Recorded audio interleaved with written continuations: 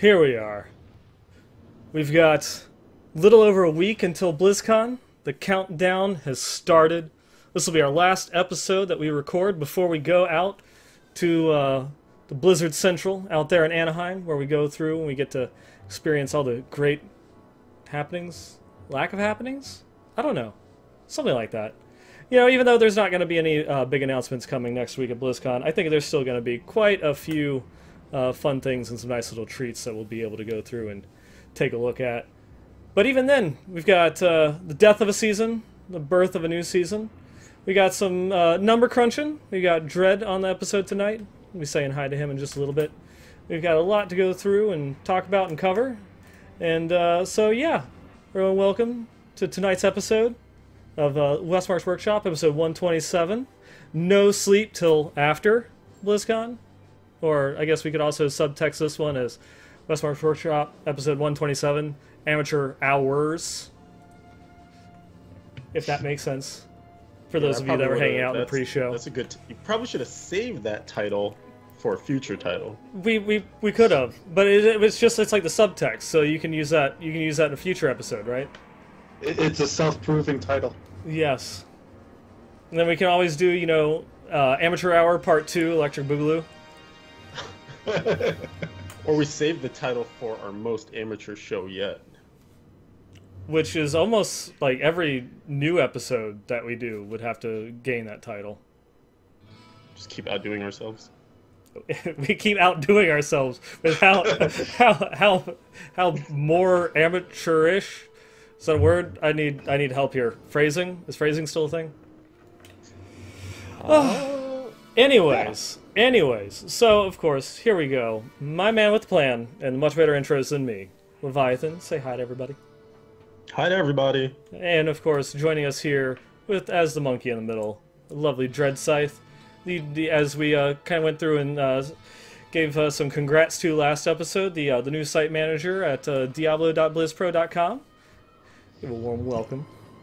Yes, your new site overlords. Hi.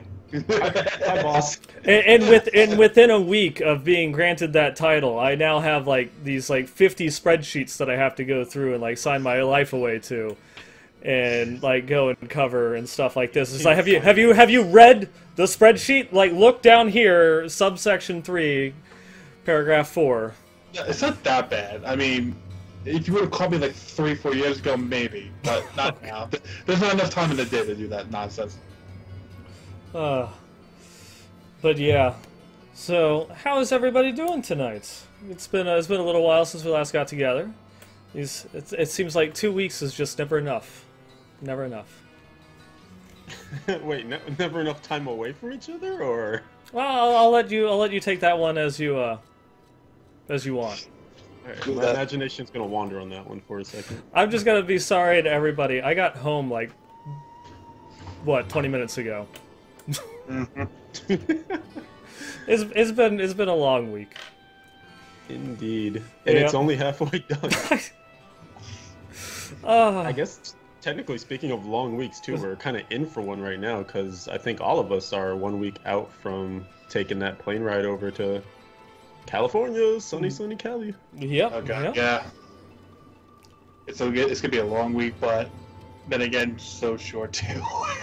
Yeah, that's what I keep telling myself. Even though it's 7 days, I don't think there's enough time in those 7 days to get done. I keep adding more things to my list than I check off. It's really kind of driving me crazy. Yeah, it is one of those that it seems like every year we always add to the list of things that we have to do. Last year we added the escape rooms and stuff like that, and so just stuff that constantly is okay, we have to do it again this year. Yeah, right, yeah. And we're celebrating, somebody's birthday. I don't know why, but That's right. 1 week until I'm 1 foot in the grave with my girl in the back there, the Necromancer. Oh man. So yeah, it has been 2 weeks, but a lot has actually happened in those last 2 weeks because, like you said in the intro, there, season 11 finished up. We got a patch. We got some more news on another detail from BlizzCon that seems relatively interesting for those attending. So there's a few juicy topics for us to discuss. Mm-hmm. Yeah, Who wants to kick off their weeks in gaming first? I'll go. All right, I'll go. This guy. Because mine is going to be the absolute shortest. I did try to go through and finish up the Guardian for my Necromancer at Season 11, but my internet connection just said no. So even doing something simple like trying to do all of the bosses in 20 minutes, just every single time that I try or had a good run going, it was just, oh hey, guess what? You're proccing on Torment 10. Like, no. Oh jeez. Why? Why are you doing this to me? So I was not able to go through and finish it up. And the only thing that I was missing, honestly, if I had a bit more time to go through, or I guess better hours to coordinate, the only thing I was missing was 2 conquests, and I had everything else locked away in order to go and get it done. But yeah, c'est la vie. And yeah, other than that, it pretty much has just been been work. I'm now essentially managing 2 different sections at work, because we have like a kind of like a hybrid restaurant theater type thing, and so on some days I'm working at the restaurant and other days I'm working at the theater.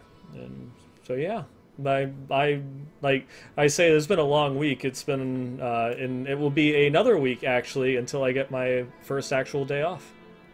That I'll be spending that traveling. Which is hardly a day off. Nope. So yeah, I'm definitely hoping that once I get back from BlizzCon, I will have some time and opportunity to enjoy the start of Season 12. Is my hopes and dreams right now. We're praying for you. Fingers are crossed. Yep. And what about you, gentlemen? It's I'll pick it up a little. It's kind of crazy when you put it in retrospect, or I guess future spec like that, because we really will, you know, like we're saying, this week is going to take long but also fly by, and then we're at BlizzCon, and then once we return, Season 12 is about 2 days away, and it feels like it's far away. Like, I saw a bunch of people yesterday being like, why don't they just launch the season now? And I was just kind of in my head being like, you know what, it's actually not that far away. I guess it's technically 2 weeks from this coming Friday. Or, sorry, 2 weeks from tomorrow, actually, because it's starting on Thursday. So, November 9th, for those of you who still need the reminder, the Season 12 does kick off. And man, I'm telling you, I'm super hyped. I got to try out a little bit of the patch yesterday. I'm sure we'll talk about that in more detail coming up. But that was part of my weeks in gaming, and just really... It never really hit me that I was on live. It still felt like PTR. It didn't feel like this should be legal. How could these numbers be real? It felt like a dream, but I never woke up. So it's over 9,000. Some of them literally, yes. Yeah, I was just gonna say a lot of them might be now. But prior to that, with Season 11 wrap up, I felt I did pretty decently with it. I was running that zany softcore solo project for my Demon Hunter, and just to kind of either prove to myself or the community that you can do something even if you're all by your lonesome.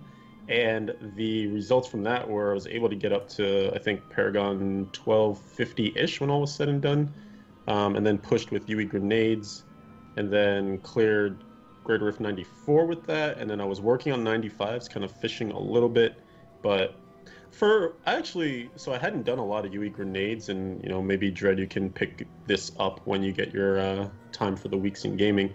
But I don't know. It's weird because it kind of feels like a shoehorn build in a way. It almost reminds me of when people were trying to fit the hexing pants into the whole Seeker of the Light thing. Because in a way, if you think about the UE set, it's supposed to be a far range set, like it is the multi-shot set, but you're using the UE grenades build as more of a melee range build to get the, you have to get right on top of them to get the slow and get your Bane of the Trapped and all that stuff. And then you have like your, 8 seconds or whatever it is until your UE 4-piece buff runs out. And so it just feels so counter to be like right on top of them and then not, even though I'm like used to that with Shadows. So I don't know. I just couldn't, I guess, get the best feel for it. And maybe if with more time and patience, I could have enjoyed it more. But in any case, I tried my best. It was interesting. But I managed to finish, I think, rank 37 with my 94 clear. And, you know, it's DH, so it wasn't super popular last season since it wasn't in the 4-player meta or anything like that. But, I mean, hey, for those who always say, oh, you have to be grinding, you know, Paragon every single day, you know, 18 days a week, it's not the case. You actually can still do relatively well if you just do your own thing. And more, even more so than now, I believe, with this patch. I think solo will be enabled a little bit more. Would be nice, of course, if there was a much easier way to track solo versus solo, people who are actually doing that mode, which is my soapbox for the next however long, but I'll leave it there for now. And that's even not even taking into account your late start on the softcore part of the grind too. That's right. Yeah, you didn't even start, you know, on softcore. All right. I started on hardcore for about a week or two, and then of course there was some PTR chunks taken out of there with testing. So I mean, there's a lot more potential for it to build up and potentially climb higher. Oh, you're just showing off now. I'm just trying to lay out the road for those who want to travel the road less traveled. Mm-hmm. There's potential. Yeah. Yes, there is. And Mr. Dread, how have your weeks in gaming been? Trying to remember the last time you were on the show in order to actually. This time last season. There you go. Well, I guess kind of keep it condensed. This season, I'm actually surprised I got as far as I did. You know, with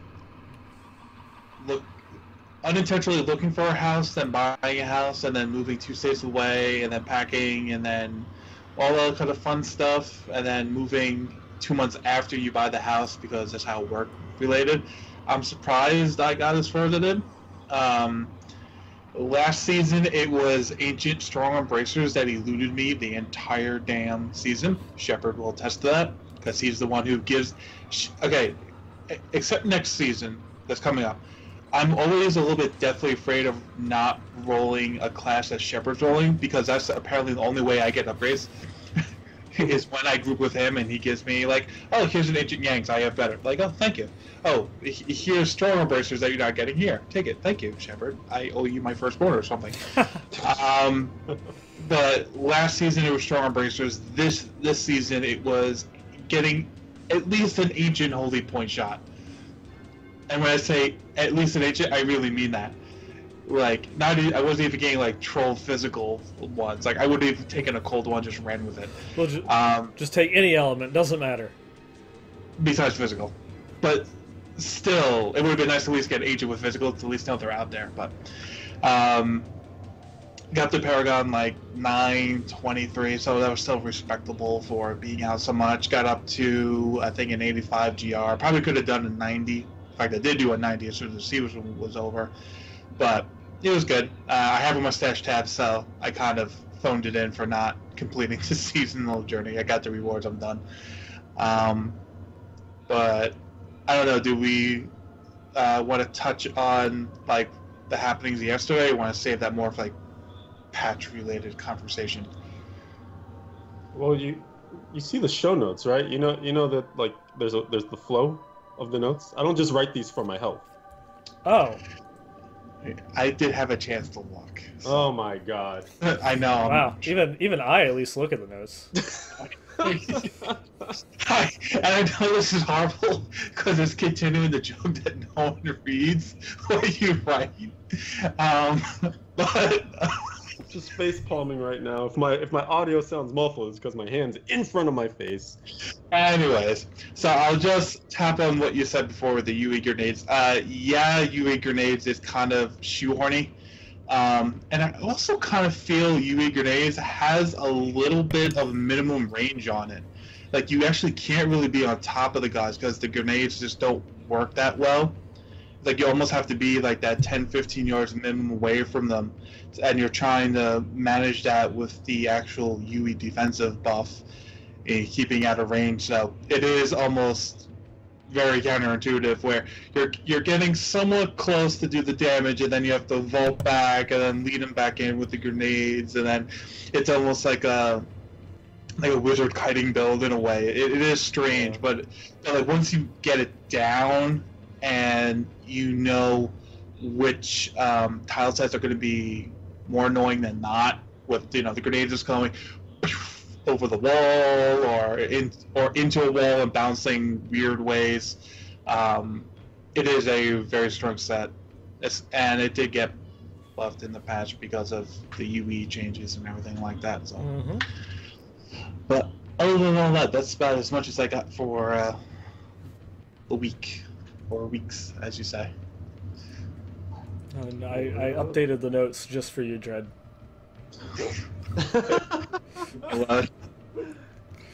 If you guys could see behind the scenes right now, Nineball's typing naughty things. Because apparently reading is naughty, because he never does it. Yeah, that's why. Yeah, he keeps it PG rated. I guess you could do PG-13. You could get like your one like bad word. It's probably saving some sticks for the end. We always save it for the dicks in the end. Oh, don't worry. That's just the tip of the iceberg when it comes to the dick jokes. Oh boy. Yeah. All right. Yep. Now that can of worms is open, we'll continue to eat those worms. Yeah. Yeah. Great. That wasn't, almost terrible right there. I was trying to be a little more coy about it. In any case, Dread. Yep. How about the thing that we brought you here for? A little bit of season 11 recap. Oh, we're gonna do that early. Okay. We're talking about season 11 right now. We have other stuff to talk about. All right. Fun. I get you. Cracking the whip. Let me go over to the other tab on my Chrome, because I finally made an article for it.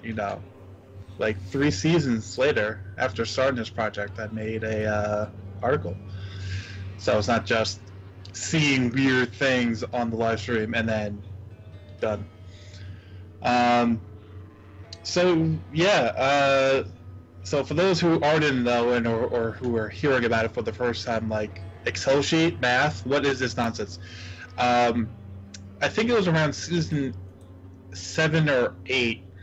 I wanted to do a Excel sheet comparing the top 1,000 players of each class in each mode, and I wanted to do it for every season.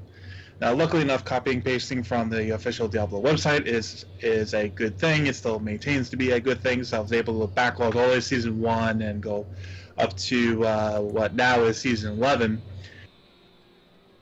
And it's interesting to see the trends and how, if you can keep an open mind and you can keep track mentally of like what happened in each season, like ancient items coming in, what classes have major set revisions or have major skills and abilities, passive revisions. Season 11 is like, oh, the Necromancer is a thing. We have a new class, and all the popularity swings in the 4-person meta. It's always interesting when I put in all the data and I do the individual charts, and then I do the master, softcore, and hardcore charts, see where everything lied. And oh god, this season threw all your data off, I imagine. See, that's the thing. I try not to force something on the data. I let the data just tell me, because then I can't. Well, first of all, I can't be wrong, and second of all, it's not up to me to do that. I'm not trying to twist the data to prove a point. I'm just letting it be what it wants to be. And I want to leave it that way because we've had too many problems where people have said stuff and then the data isn't correct, or they're just twisting it. But anyways, so I don't know the ability to, if you're going to show it, but the Necromancer, like I would think we could all agree the Necromancers would come in like top 3 as far as possibility of strength or highest grade of rift clear. I mean, it's gonna sound like I am trying to just be like, I knew it all along, but you can check the record. We get an intern to go back and pull the previous episode sound bites, but I always maintain that the Necromancer was going to come in strong, and by strong I mean the strongest. And I totally was looking at it not necessarily from this is how they're going to design it. But it's purely from a business standpoint, it would be incredibly enticing if the thing that people can buy now is super duper strong. So I don't know that they necessarily, they'll probably never ever say that they planned it that way. But I mean, I don't think you're disincentivized to make it like weak. I think they would rather overshoot than undershoot, and that's why I felt that the Necromancer would come in probably better than everything else. Yeah. So I don't know. Here, Nine, if you want to say it, you can say something real quick. Yeah, I was just going to go through and say, and I mean, it's kind of like that build that none of us really expected in order to go and that kind of like hit that top spot. That's true too. Mm-hmm. Yeah. So for software, for those who either are in the audio or can't really see because of the chart, the thing, especially with softcore, now the Barbers was the lowest. Now this is Gritter, Rift, Clear averages. So it's not like the highest or the lowest. It's taking the top 1,000, adding them up, and dividing by 1,000 to get the average. So Barbarian was the lowest with an 81.14. The Wizard was number 2 with a 92.49. So the difference between that, between number 2 and number 7, is 11, just under 11 and a half Greater Rift levels. From number 2, the Wizard, to the Necromancer number 1, which was at a 102.78, was 10.29 Greater Rift levels. So so it's like almost like an entire order of magnitude higher. It's like distance between 7 and 2, you make that between 2 and 1.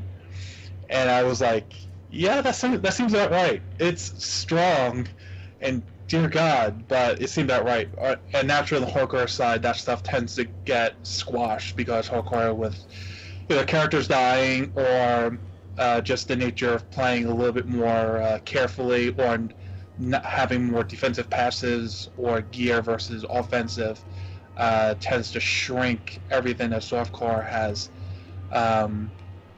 But it tends to keep this. Hardcore has tended to keep the same softcore trend the last 4 or 5 seasons, with the exception of when Demon Hunter got its Holy Point Shot upgrade. Then Demon Hunter spiked on softcore. But I think everyone was, and the mother was playing Demon Hunters, which actually kind of brings up to another point. Is the reason why I try not to make too many conclusions from this data is because I fully understand it's what's happening season in the game. It's what the classes are experiencing and their individual changes, as well as the things you can't really track, like the subjective meta grouping, the popularity of a certain class. All that gets factored in and gets represented one way or another in these sheets. That's why I take the top 1,000 and not the top 10 or the top 100 or the top 150.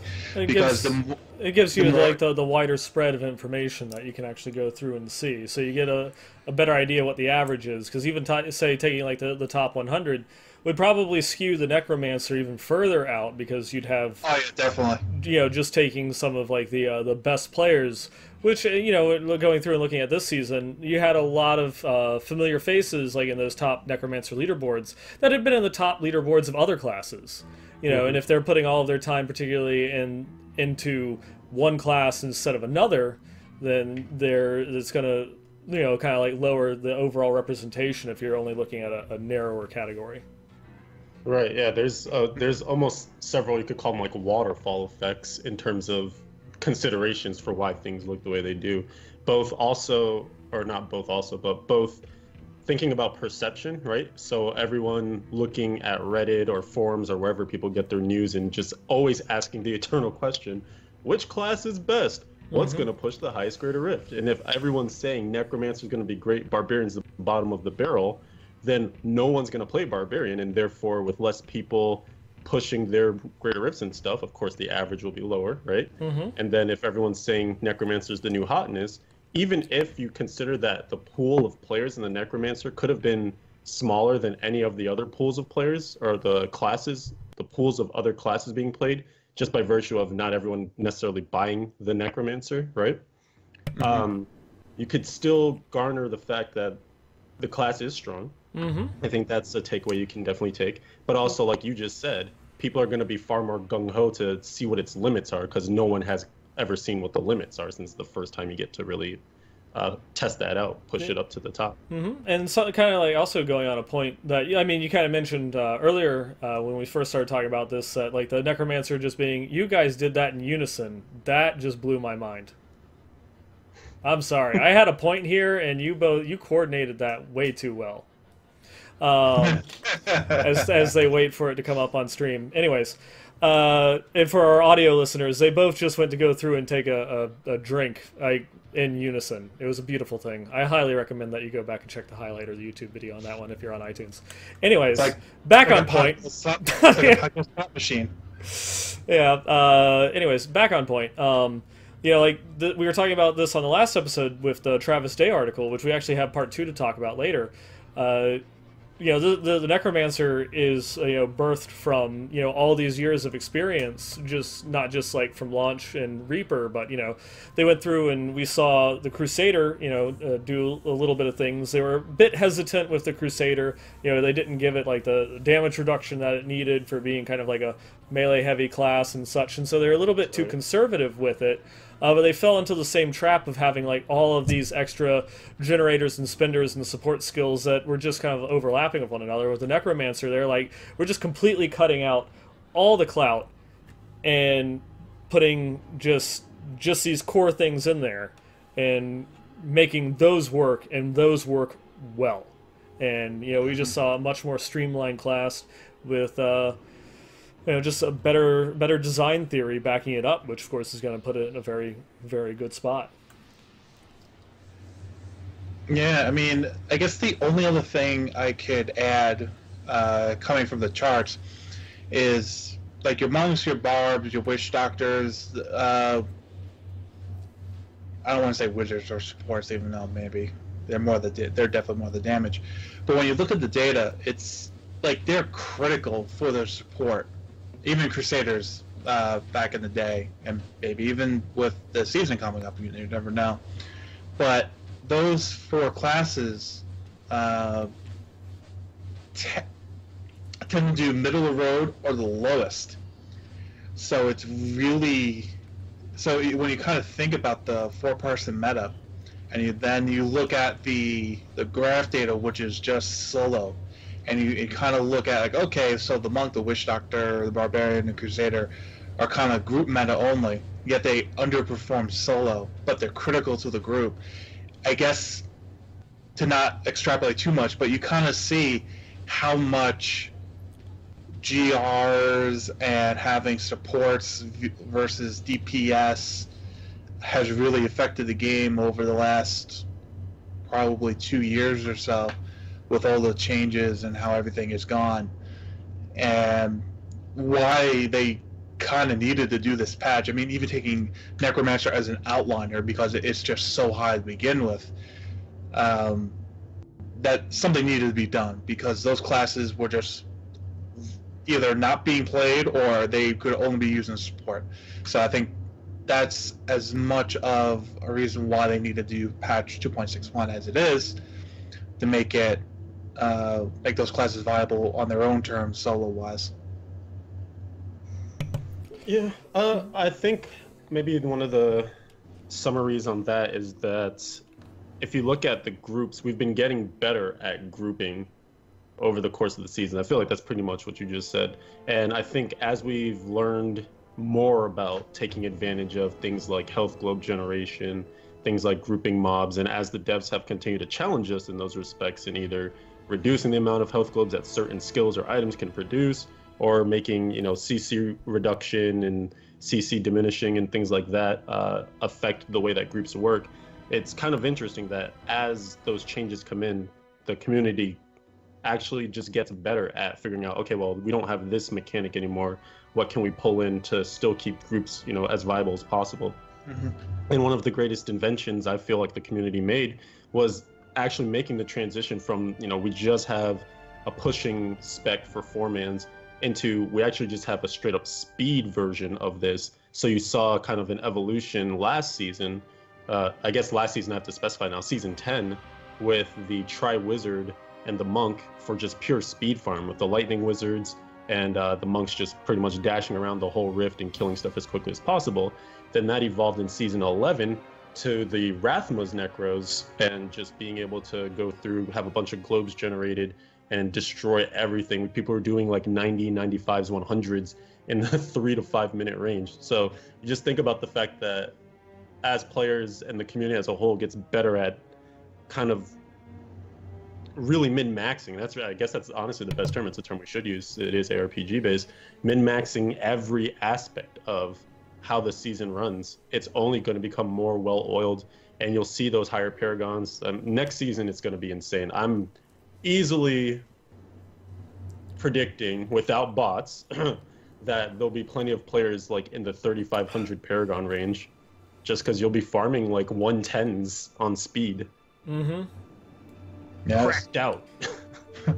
It's crazy to think about that. And those are, that's huge in terms of the XP gain difference. Like even just from more of like a casual mindset of people being able to go through and just like speed farm like 95s or 100s without having like dedicated groups that they're going through it. They're going through and just doing that. And then of course you'll have the season. We may or may not see an actual like meta shift in this season. If there was something that they didn't like completely figure out, or someone's keeping that ace up their sleeve that they noticed on the PTR and are just waiting to release it on live. That you'll take everything that happens this season, and then like you were saying, season 13 is going to be better refined. Like they'll have everything set and done, and they know exactly what it is that they want to do. Yeah, the next even it kind of feels weird I'm about to utter this, but the most interesting season will probably be the season where things don't change, because that'll be when people really, you nailed it in or started to figure it out quite a bit in season 12 or season 13. Maybe there was a meta shift somewhere in there, right? So it's not a perfect season by the potential of what it could have been if there was a shift in the middle, because if you shifted, then maybe you should have been playing that way the whole time, and the snowball could have been better. But then, if nothing changes, then the next season pops up. Well, then now you already know, hey, we kind of practiced this last season. We'll run it as perfectly as we can. And then, of course, there always could be yet another surprise or meta shift. But as things change less, then the more you can kind of hone in on this is how we're supposed to do it. And then that's when you probably see some of those like God seasons. Maybe they finally actually have to increase the the Greater Rift cap from 150. Who knows? Groups are gonna start to approach that. Yeah, and if even if not within seasons, in eras. Right. Yeah. With the continually adding up the Paragon levels there, and they'll be able to go through and push a little bit farther. You're definitely right. Yeah. Right. So let me ask you guys, as far as the Necromancer on the whole, because we're getting some questions in chat too. Some questions on the cooldowns, so Simulacrum, Land of the Dead, Army of the Dead. Might as well throw that in there too. But just Necromancer as a whole, do you guys feel it was successful? Just based on maybe the usage in Season 11, it literally existed. I was thinking about this as you guys were talking.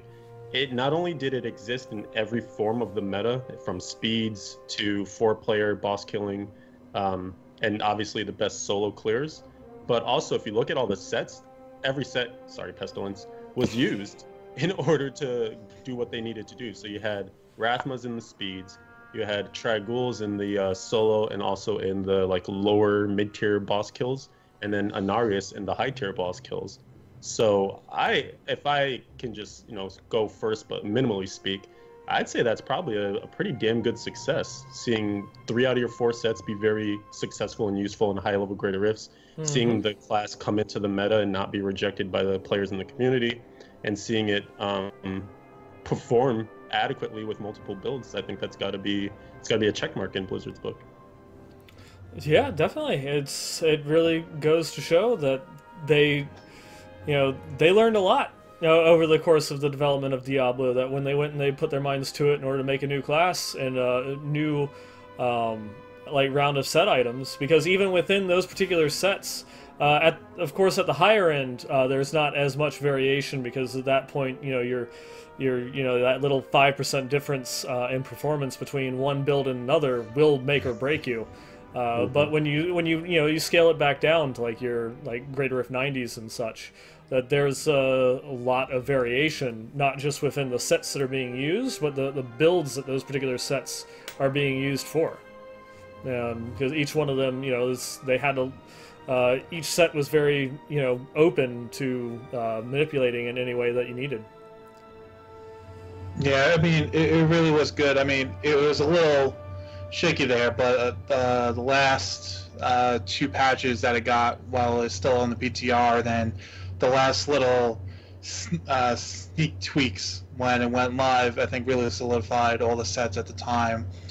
And I think some of the biggest issues after that, really, I mean, besides, just people getting used to the learning curve of the Necromancer, because that was something that we all came to the conclusion in our playtest. I know Steven and I played at PAX East. That was something that we talked about, that just the initial skill level of the Necromancer was so much higher because every button is being used. There's no dead buff buttons or abilities. It's like every button's being used. So once you got back into that motion with class, I mean, the only thing that was really missing was movement speed, really. And they added movement and abilities, I think, to 4 or 5 different skills and/or items this patch go around, as well as fixing, the passive more than I would. Yes. So that actually, it goes above and beyond the normal cap now, right? That's what. Yeah. I want to make sure I'm not misinforming people. But yeah, I mean, it's definitely great to have the class coming out, especially when you compare it back to the Crusader, because that's the only other time that there was a single class that came into the game. It took the Crusader, I would say, 3 decent patches before it was nailed down, and it was there. I mean, to have the Necromancer be basically 95%, and then with this last go around, finally get that last little 5% remainder, they good job. Yeah, they definitely hit their stride on this one. And yeah, actually, SVR also mentioned too, kind of just their all-around nature. So that's kind of something I was keying in on with either their ability to clear everything with the Rathma builds and do those speeds quickly, or just to do great single target with the Trag'Oul setups, but also potential for support, right? We saw Z Necros in there as well too, and this actually can we don't really have a Necromancer section in the show notes, but I guess just for a quick touch on this, it kind of ties 2 things together. So just a quick thing. I know, what was it, probably about 8 episodes ago when we said when we weren't going to talk about the Necromancer anymore? We lied. I had forgotten about that. We did a good job for a while. It's true. But sorry, continue. Yes, real quick though. Sorry for those who hate the Necro and don't want to hear about it anymore. Super quick. So the Z Necro is particularly interesting just because, like Replay's mentioning, they have the ability to just make a ridiculous amount of health globes with that 1 passive. And that's getting nerfed down, or I say getting. It did get nerfed in this current patch 2.6.1, although it's still effective. So obviously the Necromancer needs health regen systems because it uses that as a resource, so you can't totally turn that passive off, but they basically just made it so that the rate of production isn't as crazy as it used to be. But I guess we should talk about that in general, because that feeds into Land of the Dead and the fact that you have this sort of unlimited corpse mechanic and this 2-minute cooldown that's not really a 2-minute cooldown, and you have to utilize CDR so much. So is that the only mar or bad mark you'd say against the Necromancer? Because I feel like we all like the active playstyle, we all enjoy the fact that it has these builds that you can kind of do a lot with, or these sets you can do a lot with in terms of builds, but is the 2-minute, it seems the 2-minute cooldowns the thing people come back to the most. Yeah, I would say that's probably the only demerit. It kind of, and for me personally, it kind of reminds me of way back in Diablo 3 Vanilla, Archon wizard or critical mass wizard, like that was your deal. But if you couldn't get the cooldown going with, you were stuck with basically a dead super mode that was your lifeblood. So it's a sort of similar situation that these cooldowns are nice, but I would think if there was a way to tweak the abilities, either not how, again, the keep everything in balance, wink wink, maybe lower the effectiveness of it, but increase the amount of times you can use that in that same 2-minute time span. Make it like a 60-second cooldown. I mean, I think for crying out loud, Vengeance is 90 seconds, which technically doesn't count because every build on a Demon Hunter has a Dawn, which is kind of another similar situation. It's just we have a way of getting around it a lot easier than the Necro. But yeah, I would say that's probably the only demerit that we could probably take away from as far as the top builds and how they're used. Nine, any thoughts? Sorry, I was just having to respond to something there real quick. But yeah, it's... I'm trying to get back in the stream of mind for the show there. I guess that is definitely like the one thing, agreeing with you, that kind of like Mars the Necromancer, is the reliance on those extremely long cooldown skills. And that was one of the things that I never really liked about my least favorite aspect of the Crusader was you always had to stack a ridiculous amount of cooldown reduction for, you know, like, because you always had to use, you know, the Acrats. Even if you weren't using, like, a Cons, like, you know, Secret of the Light, you were, you know, going through and stacking as much cooldown reduction as you can to try and keep as much uptime, you know, on Prophet and other such things to just add a little bit more survivability. And it seems like your massive cooldown is either, you know, powerful enough that I'm going to do everything possible to increase its uptime, and then I'm going to have such you know, gonna have a really good uptime on the skill to where it doesn't actually, it's not a 2-minute cooldown, it's like a 30-second cooldown, or it's not powerful enough for it to warrant me stacking cooldown reduction, and it just gets left on the wayside. And so it just seems like it's an incredibly difficult thing with which to balance, to kind of like, you know, where are you going to find a good middle ground for the usefulness? It's either overpowered and at extremely high uptimes, or it's not powerful enough, and so it's not worth using. It just doesn't seem that there's any, yeah, there's no good. It's hard to find the middle ground. Yeah, there like is no middle ground of actually having it and keeping it at a long cooldown, because anything that you want, like, you know, some just other classes that have relatively long cooldown skills. Reign of Vengeance with Natalia's, you're using it all the time. Akarat's champion for Crusaders, you're going to go through and use like a Cons or something else, so that way you have almost 100% uptime. You know, Vengeance, Epiphany, all these other types of skills and such that you're going through and just getting and eking out as much uptime of it as you possibly can through, you know, Obzod, cooldown reduction, various item or set interactions, and then it's kind of like, well, what's the point? Just whatever skill that you have that's going to make it powerful, you know, kind of do like with Vengeance, you know, why do I always just have to have a Dawn equipped? Why doesn't it just become like a thing of every single 6-piece set bonus, to where, you know, Vengeance now, you know, it lasts for a minute and has a minute cooldown. So it's just so that way, you know, I don't have to worry about cooldown reduction and can put those that stat priority someplace a bit more interesting. You know what's funny is you just reminded me of when you were making all those comparisons. I don't know why this only just now occurred to me, but remember when they were doing the dev talks for the Necromancer, and they're like, you know, getting a couple of questions from the community, and one of them was like, will the Necromancer have a super form, you know, a la Wrath of the Berserker, Vengeance, etc. You know, they didn't get one, but did they though? Well, I mean, they kind of did. It wasn't. It's not. It's not a super form, but yeah, it's definitely. It's like a super ability. Yeah. It's like Goku, but without. It's like you got the Kamehameha, but you didn't get Super Saiyan. It's like one and the same, kinda, maybe. Yep. It's kind of funny because I guess we do isolate issues with each of them, for the respective classes. Like for Crusader and in a cons, one of the big complaints is we wish that it didn't require so many CDR rolls on gear to have that 100% uptime on Acrorats. Demon Hunters complain that you always have to have a Dawn somewhere in your build, and in the same way, I guess the same thing just moved over to the Necromancers, is that you are super reliant on this super form of corpses, corpse production. So maybe in the end it's actually okay because it's just like all the other classes.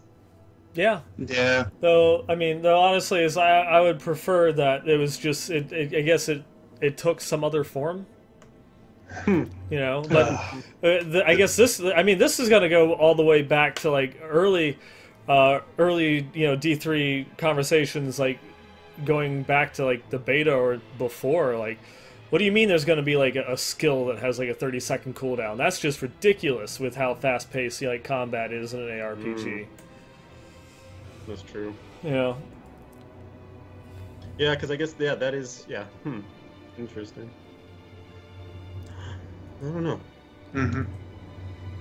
All right. Well, like we said, we didn't want to do necessarily a Necromancer section, even though we did anyway. Too late. Yep. But yeah, I think in general, season 11 was a relatively successful season all the way around. Any remaining thoughts on that one, or should we move along to what's coming next? Let's move along. Move along right. home. Goodbye, season 11. Hello, season 12. Patch 2.6.1, as everybody knows, has been highly anticipated. The PTR for it ran concurrent to most of season 11. We saw incredibly sweeping changes for nearly every single set. Sorry, Lawn. Sorry, Blackthorns. And so we're looking at just incredible diversity now for every class, all or many builds. Sorry, Fist of the Heavens. Sorry, Rapid Fire. Have seen really great increases either based on the actual set or ancillary legendary items that support those setups.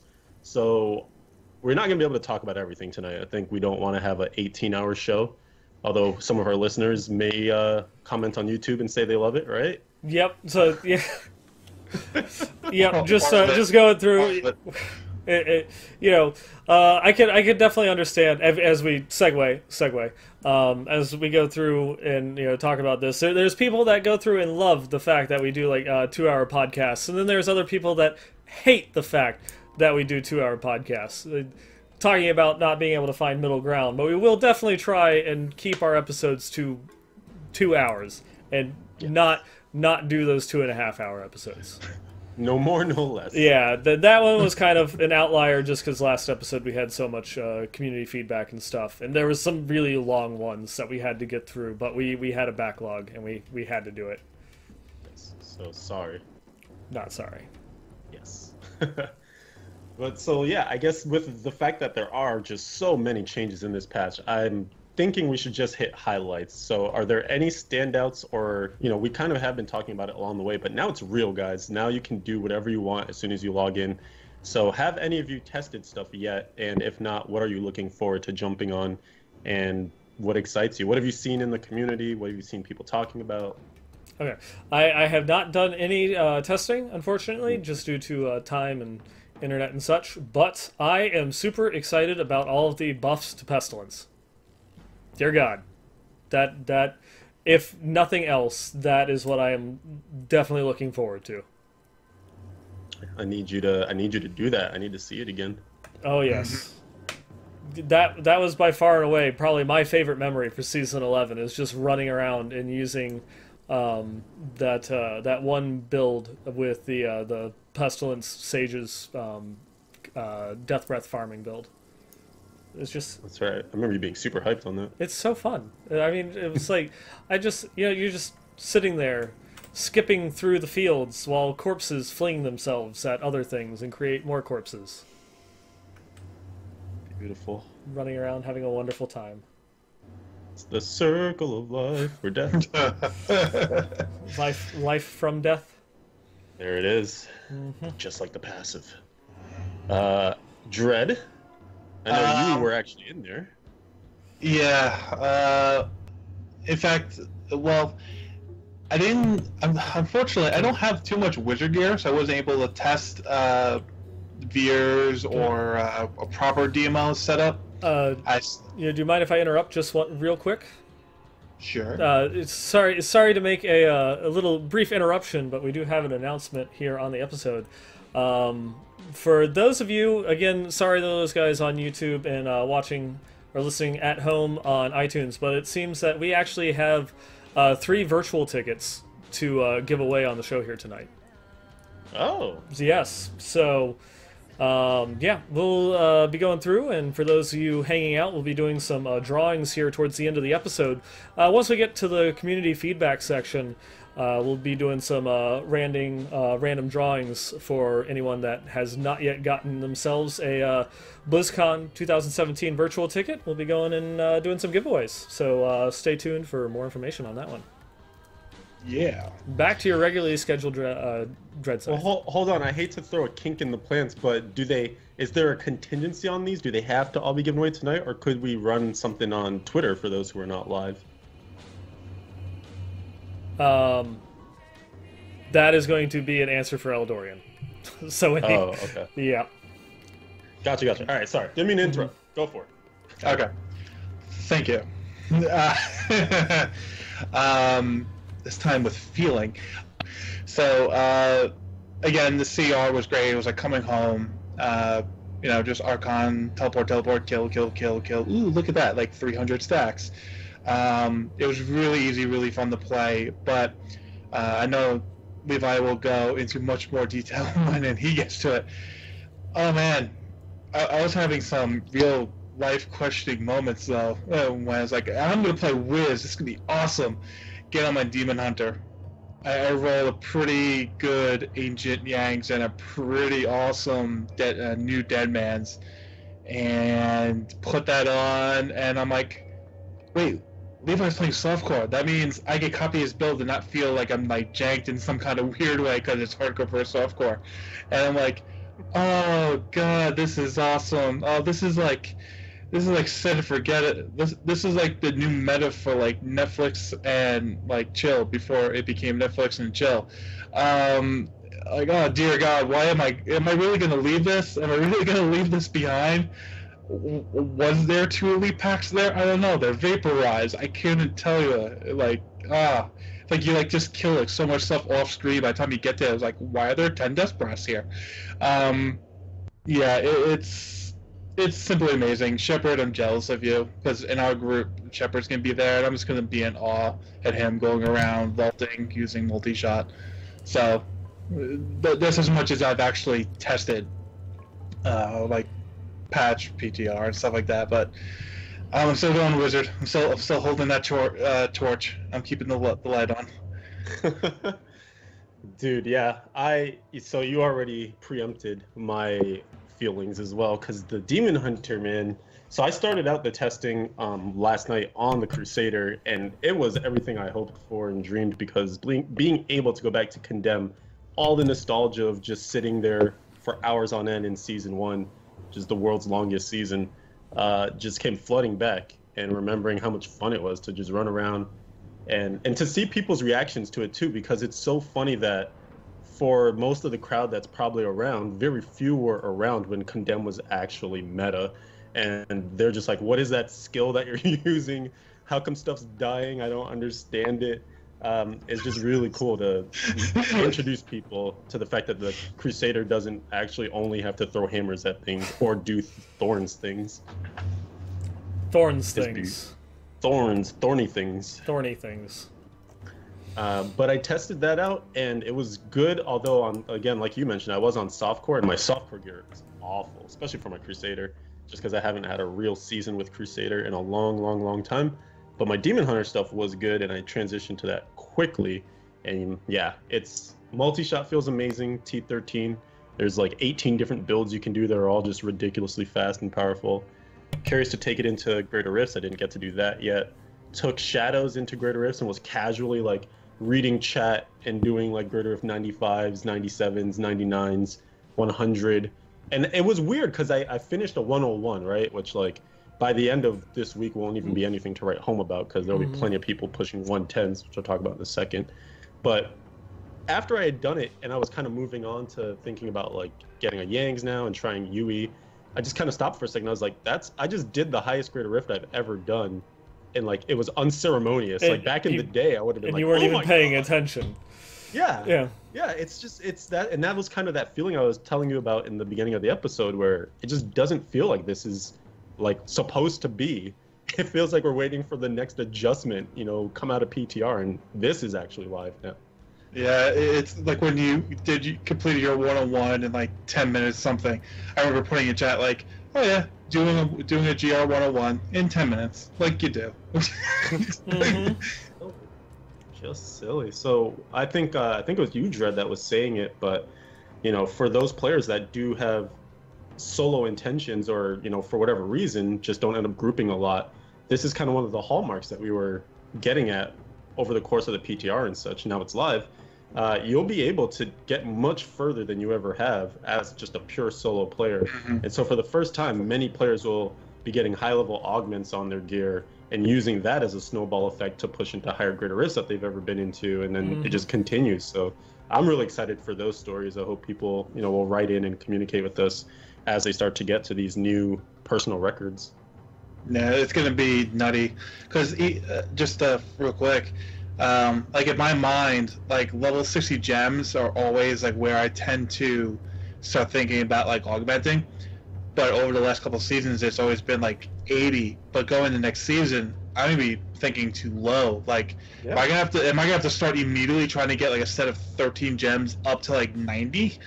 And like that's gonna be my first set of augmenting gems, because I like to do get all my augmented gems up to the same level, then augment. So it's like one big power surge, and then you can go up at least 3, 4, 5 greater rift levels and start working on your next set for any like really super pieces of gear you get. That's just how I do it. But it's just nutty to think about that. Like, wait, like I can do like 95s like cake. I think it's like again how to a lesser extent what you're saying is like, is this real life or is this just fantasy? No, I was talking to Urban Neurosis, who I think is oh gosh, is this karaoke? Save it. I was talking to Urban Neurosis earlier today over some DMs, and we were trying to think about that, like what will the sort of augment progression look like? And if you stop to think, I believe that this next coming season, the progression of Greater Rift will exceed your gear acquisition. So like early on, all you'll need is to get the set, right? And the pieces that kind of make your build come together. And then at that point, you'll probably be in your Greater Rift 80s, 90s. Like you won't actually have Ancients yet, but still be completing high-level Greater Rifts. So your gems and your gear and everything are going to have to catch up to the Greater Rift that you're farming. So even if you wanted to augment at like 70 augments or whatever, you probably don't even have the pieces that would either A, qualify in terms of being ancient, or B, even be good ancients yet. So just by virtue of that, you might not even you might not get the opportunity to fuck up, because you'll have to go further to get all the good ancients, and then by that time you'll probably have a bunch of 90 augments on hand anyway. And so I do really think if you're in a group and it's solid, it doesn't even have to be like the #1 group on the server or whatever, you're probably looking at like a baseline of 90s to start, then maybe like 105s or something tossed on there, and maybe like 120s when you're finally doing your full augment at the end of the season or something. It's going to be, I guess we have to kind of get rid of the mindset of comparing to season 11. It's almost unfair to compare back to season 11 because it's a whole new ballgame. Yeah, and I'll just quickly prove your point with one personal anecdote. This last season I did Shadows for the second time. I never got a chance to put augments on any of my gear except the Primal Carly's Point. I can put an augment on this, make it super special. But I was at Paragon like 900, so nothing strong. Had the Primal Carly's Point, which is an aid, but if you have a decent ancient, it basically works out. I mean, with the Carly's Point, it's more about the affixes and really being perfect, to tell you the truth. And I was doing 85-90s with no augments and Paragon 900 with relatively good gear. So you throw a couple of primals here and there, much better optimization fixes wise that I had, really min-maxing how much cooldown you need versus the damage, and oh yeah, throw level 90 to 100 augments on there. It's absurd. So you can definitely do a lot next season. Yes. Yes. That actually leads into the next point that I wanted to bring up, is that right now, leaderboards are locked. There was a blue post on this that in order to preserve the last era that was running for a couple of seasons, just because 2.6.1 marks such a drastic change in power level for pretty much everyone, right? Everyone reset their PRs probably yesterday if you played. They wanted to make sure that when they rolled over to the new patch, that those old era marks just weren't, you know, stupidly destroyed by all this new power coming in.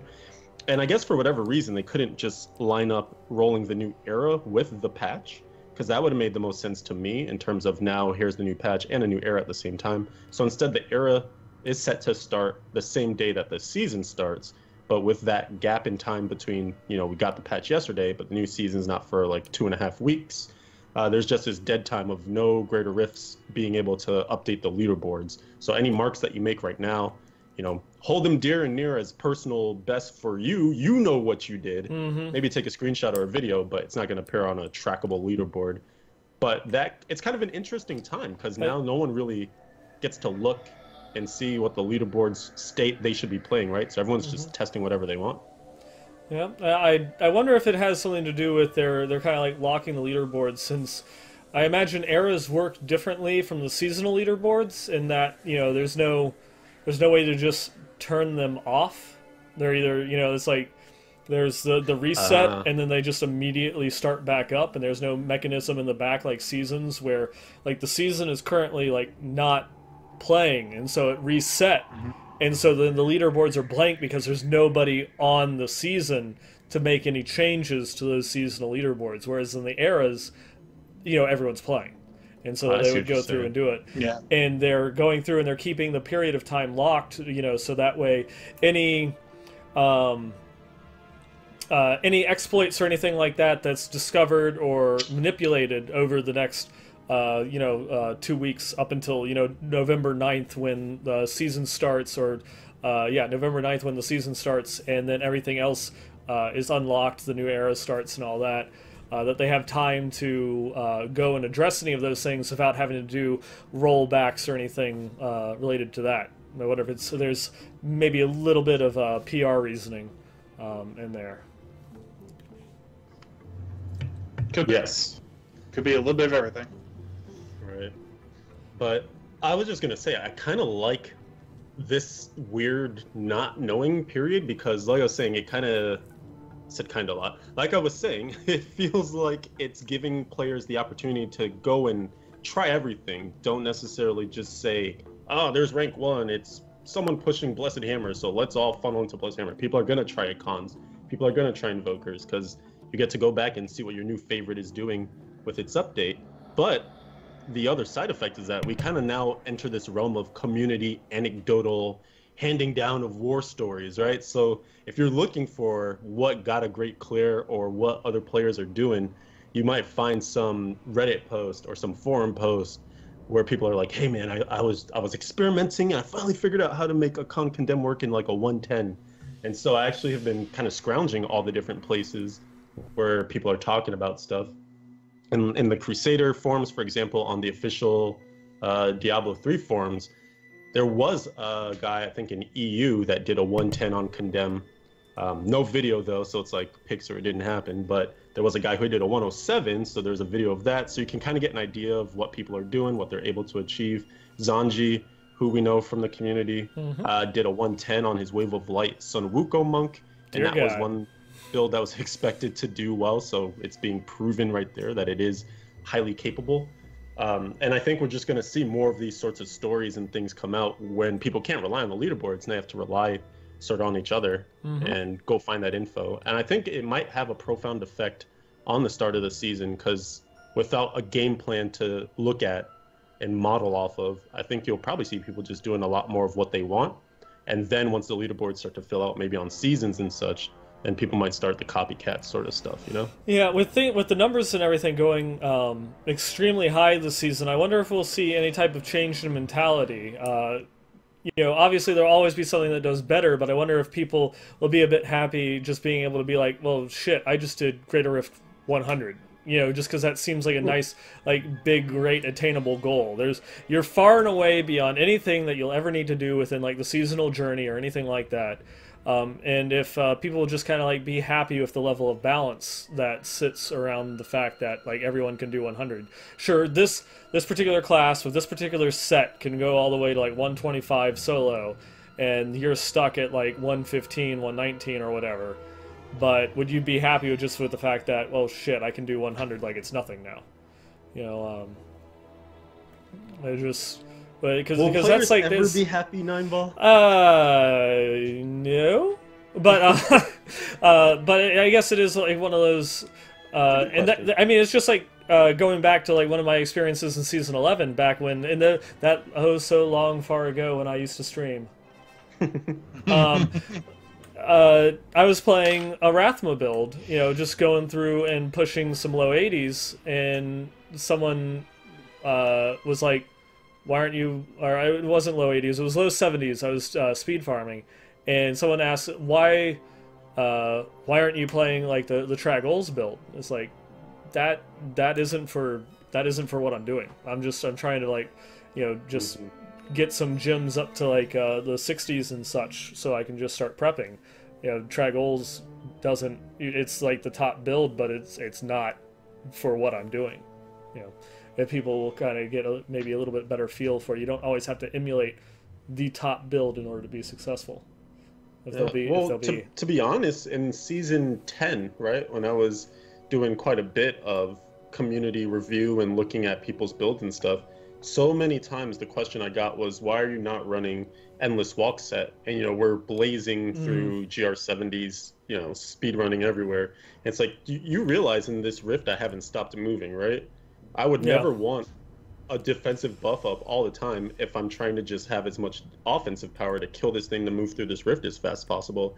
So I think the idea of modifying builds, of playing different versions, or even just different builds in total, like you were just talking about, maybe that will start to become more widespread just because now we have more tools that you can jump into. So maybe people will actually use their armories, build out an IK set, build out a Raycore set, and realize that when I'm pushing, I have this specific setup. When I'm doing a speed, I'm doing this specific setup, and maybe we'll see less of those types of questions. Mm-hmm. Yeah, I would say definitely with all the sets being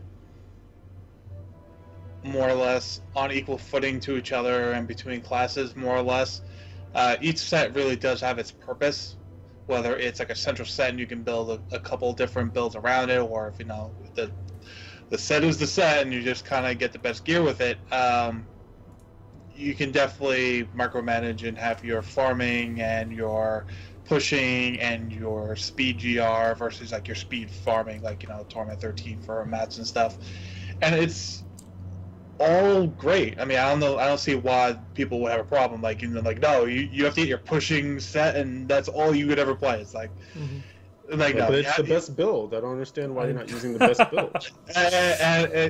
And for someone who never played Diablo 2 but knows that there were such things as speed farming builds, like I remember hearing like the Sorceress was like a particular speed farming for one of the bosses versus another one. It's like, how did that get lost in translation between the games? It may be just a new batch of people, but also at the same time, it's very logical. Use the best tools for the job you want to do it with. That exceeds gaming. That's just a natural tendency of life. Yeah. And there's not a lot that can be done about that with just like the current tools and stuff. I know this is something that you've been a big proponent of for a while, is Leviathan, about opening up leaderboards to other class sets. So that way you can actually see, and maybe like divide it up. Even if, like, say, even not having like separate leaderboards, but if you're actually able to go through and click, I want to see, you know, the leaderboard standings with, you know, cons versus like Seeker. filters. Yeah, like filters or something along those lines. But then there's something that, you know, Brandy Nevelistis has talked about a couple of times, that this was actually a big topic of conversation at last year's BlizzCon, was that they have internal tools that the web API does not support to publish the information out externally. They can see every single Greater Rift that you've completed, you know, and what gear you use to do it. And so they know that, hey, your top build as your Necromancer in Season 11 was like a 115 in the Tragols build, but you also had like a 109 in a Rathma's build. You know, but you'll never see that. You know, all you'll see, yeah, you'll never see that on the leaderboard. You'll just see everyone's top build, which obviously would be Tragols, but you'll never see that, like, the top Rathma clear was, like, even though, like, on the leaderboard it might only show up because someone happened to do one at, like, a 101, as, like, they pushed it or what have you, and that someone actually did a higher clear with, like, that same build, but because they had a better clear of Tragols, you'll never see the Rathma clear. Mm-hmm. Right. And to give those, just to give, like, if there's, I know, we're at this point in the game, it's probably too much to ask, given that's probably a hellacious amount of coding and then working with, like, the web team and stuff in order to get that implemented. But it is ideas for the future of things that they might do with whatever this unannounced project might be. Well, also, here's a potential of this patch is if the job is done correctly in terms of balance, then maybe it'll actually be borne out in the leaderboards. I know for certain maybe those first 10 spots will all look the same, because within, like we always say, if you're aiming for the top, you have to go for whatever gives you the 1% advantage over everything else, right? Mm-hmm. But maybe, you know, in the top 25, if there are really builds that are one tier behind whatever is quote-unquote best, then you should see those expressed. If there's some player that really loves Inna's, and Inna's isn't that far behind Sun Wuko Wave of Light or something like that, or really loves and still wants to push Raiment for some crazy reason, maybe you'll see those three builds represented not too far from each other, so that even though you can't filter those results, and even though you can't see if that top Sun Wuko player had done a Raiment clear and it was only one behind his Sun Wuko clear or her Sun Wuko clear, you know, maybe you won't have to look so hard to find those, I guess is what I'm trying to say. So if the balance is true, we might see better representation, and then that could spur players to just say, oh, well, heck, I don't have to play just that thing. I can do whatever. So it'd be more diversity on the leaderboards itself that will lend itself to, like, oh, I really can just play what I want and be successful. So that's something I'm planning to keep an eye on, see if that rings out at the end of the season. Yeah. The pipe dream. But in any case, I guess that's probably good enough on 2.6.1. Yeah, we've pretty much, you know, in the past episode we covered as much as we can, and then of course we'll have another episode coming up towards the beginning of the season where we can go over anything else that we may or may not have missed, any hot fixes or anything that's come up between now and then, and of course BlizzCon in between. Word up. Yeah, and speaking of BlizzCon, I know that there's a lot of you that are going through and filtering into the channel right now, that you probably have gone through and seen the tweets that we've got some BlizzCon 2017 virtual tickets to give away on the episode here tonight. This is a big thanks to Nevelistis with going through and giving us the hookup to go and have these to give away. Just a quick change from what I said earlier. We do have 3 codes with which to give away. We will be giving 2 away tonight, but then we're going to be doing a Twitter giveaway from the Westmarch Workshop Twitter account. So keep an eye on that one. That will be coming after the show, likely tomorrow, which will be Thursday, the 26th of October. So just keep an eye out on that one for that final virtual ticket code that we have to give away. But we will be doing the giveaway for those 2 virtual tickets here tonight as we get towards the end of the episode. When we get into the community and feedback section, we'll be going through and having a little giveaway. We'll pick some random people from the chat to go and get some BlizzCon goodiness out there. Word up. And you said the magic word. You said BlizzCon.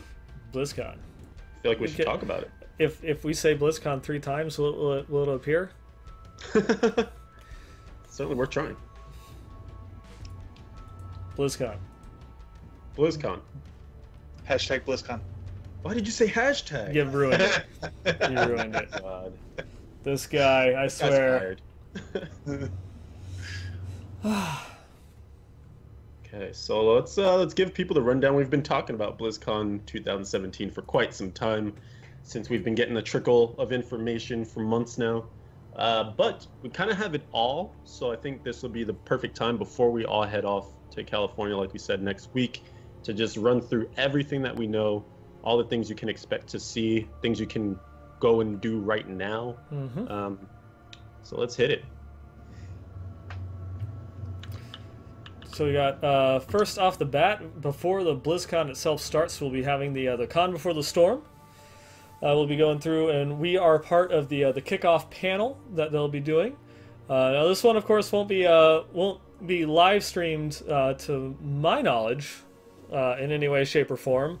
But for those that are attending BlizzCon or just in the area, Con Before the Storm is a little fan-made convention brought to you by World of Podcasts that they do.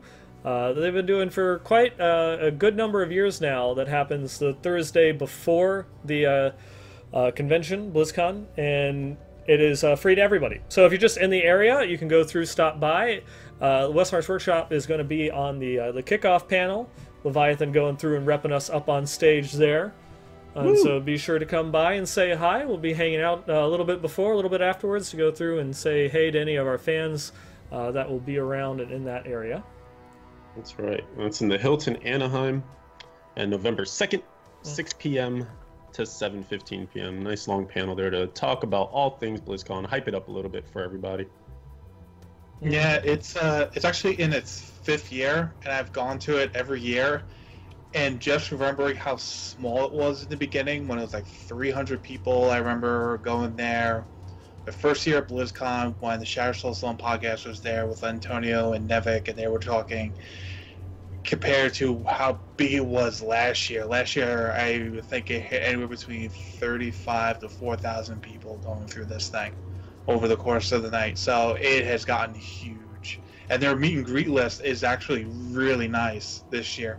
They have some, they have like 2 or 3 like actual Blizzard leads.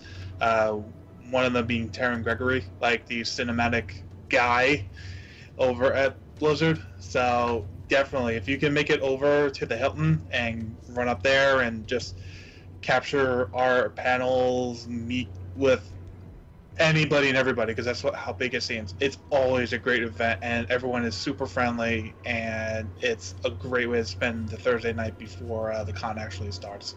Yep. And just real quick, Shadow, no. Got him. But yeah, going off from there, of course, going into Friday, we have the BlizzCon share is not cooperating there. Friday, we have BlizzCon proper. We'll be going through and having the Diablo, the very first Diablo panel. They'll be going through and doing, I believe it's the art and visual effects of the Necromancer. Mm-hmm. Yep. And that will be cool. Even though it's going to be going through and showing like the artwork of the Necro. I just want to say, I hope that they talk about this little cute guy there. Oh. And so that's the Necromancer, probably one of the most awesomest Diablo 2 pets that has ever existed. Sorry, Diablo 3 pets. Diablo 2. I guess it's a Necromancer. Could be Diablo 2. Go to Twitter. I've had D2 on the brain all day long, if you want to understand more about that. Yeah, I can't wait to go through and see what we have going on there. And of course, after that panel, we'll be having our first like little official Westmarch Workshop meetup. It's going to be the Conversation Part 2, Revenge of the Ogchild. I enjoyed making that poster. Yeah, we'll be going through and just having like a meet and greet with all the fans there at the convention. We'll be doing it right outside the hall after the panel itself. And if we have enough people there, we might take it elsewhere, maybe outside. If we have enough response from the fans and such, or even people that are in the area that might not be able to make it into BlizzCon, couldn't get tickets or what have you, we'll have something available and do some meetups and such there.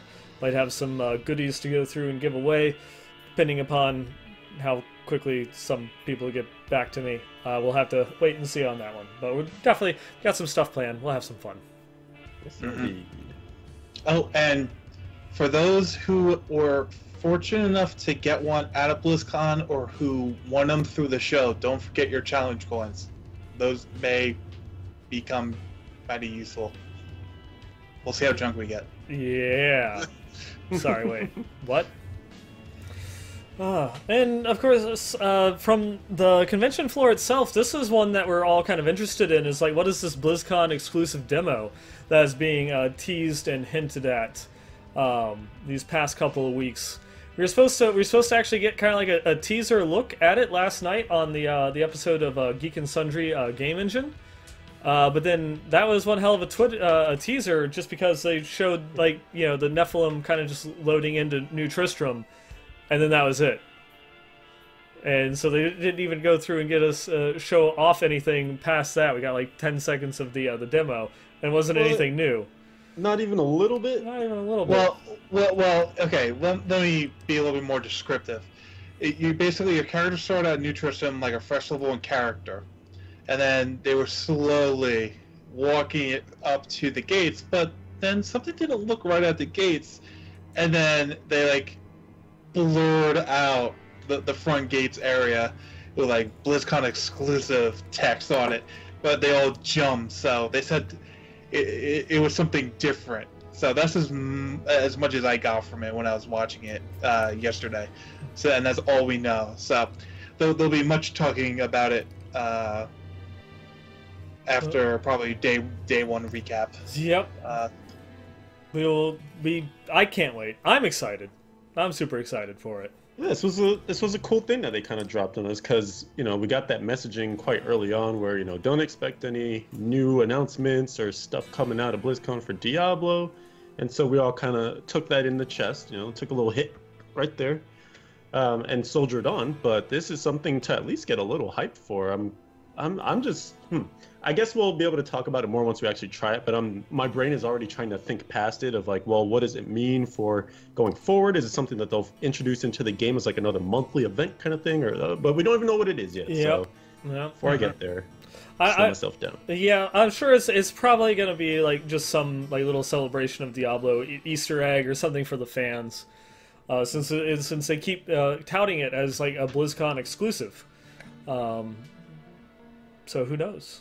What if it's actually an Easter egg? Like, you get to the gates, and it's just this giant Easter egg. You have to crack it open, and then you go in, and it's Ponyland 2.0, but instead there's just Easter bunnies and stuff. I'm just expecting... Wait. So sorry to interrupt, but you crack open Easter egg, go through the portal, and everyone gets their cosmic wings. I'm expecting you like walk in the gate through the gates into New Tristram, and it's just like a train station. They've got like a little sign that says "hype," and it's like this way to Diablo 4. And so you get on a little train and just like choo-choos, and there's like just these badly MS painted, like cardboard pictures along the way that just is like Diablo holding up a 4 sign, and then that's it. That sounds like Blizzard polish right there. Right? Yep. That would be beautiful. That would be beautiful. But going through and continuing the wrap-up of BlizzCon content, we also have one last Diablo panel going on to Saturday, which happens to go through and take some well-known people from throughout the community. People such as Big Daddy Din, Riker, Linksaria, and some other guy. Some Joe Schmo off the street. Yeah, no idea who that could be. Like Watson said, saw him begging for food. Mm-hmm.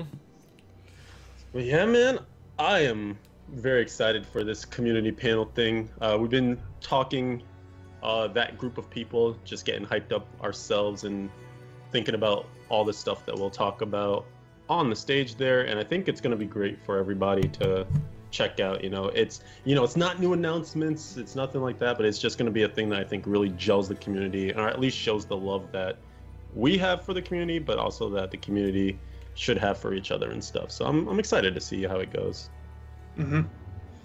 Yeah, it was very nice, because this isn't the only type of panel going on, at least for what I mean. This panel is being duplicated for other games as well, as far as having well-known personalities coming on the stage. So it's very nice that BlizzCon is continuing its goal of really existing for the community first and the game second, I would say. Mm-hmm. That's true. Feel the love, man. Feel the love. We get to afterwards. You come off the stage. We have to take pictures with you. Selfies. Sorry, you can't say pictures. It has to be selfies. It has to be selfies. And we have to. Who does photos anymore? we have to do hashtag BlizzCon pimped after you get off. There we go. Word up. All right. Well, so that's going to happen. That'll be a thing. That's a Saturday, like Nine said, Saturday panel. You can catch all these on the virtual ticket. They will be streamed. Like in past years, they haven't gotten every panel stage, but this year, every panel stage will be covered in the virtual ticket. So that's cool. And like Nine did mention, we're giving some of those away, so you'll be able to hopefully see this mug, which is exciting for you, I'm sure. Exciting for me. So there you go. Mm-hmm. And then last but not least, this is a question I pose to you, but I suppose also to the listeners, they might want to know. Are we going to do a show when we get back? Because we're getting back essentially the day before we're supposed to do a show. And I actually, what is it? I think I... Oh, you're not coming back. No. Ever. I'm staying in California, and I am sleeping outside the gates until they take pity on me or call the police. I thought they're gonna let you sweep the floors. They're just gonna. It's We're out. gonna live at BlizzCon.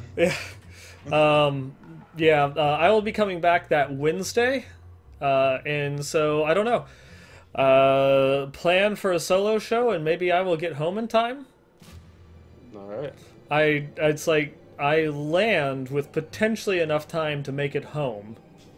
It all depends upon traffic between Fort Lauderdale and here. All right, well, I guess, hey, keeping in the theme of suspense and secrets. Yep. Stay tuned. Stay tuned. Maybe you should have a special guest on, and I'm not literally talking about myself. Maybe get Riker on again. Maybe that could happen. Good. I have some ideas. Yeah. Do some ideas. And then at BlizzCon, I know in the past we've talked about like trying to do a podcast there or something like that. I've personally been flirting with the idea of live streaming some like in real life. I actually set up my phone for it earlier this week, but I haven't tested it yet. So this weekend I plan to test a little. But if it works, I feel like maybe we could do a live reaction right after we all try the demo or something. Maybe we'll stand with the camera like just so happened to see the thing in the background or something, Pushing it. Pushing the limits. Push it to the limit. But that might be something to look forward to if we can get it configured and working. Sorry.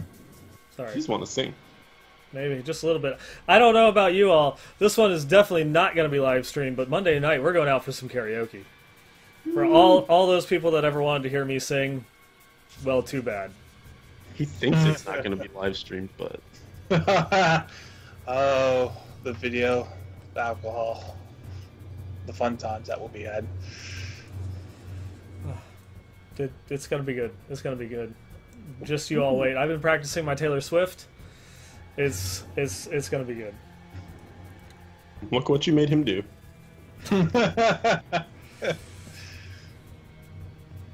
Alright, so I guess that's it on BlizzCon. That's it. We gave you all the previews we can. It's coming. Mm-hmm. There you go.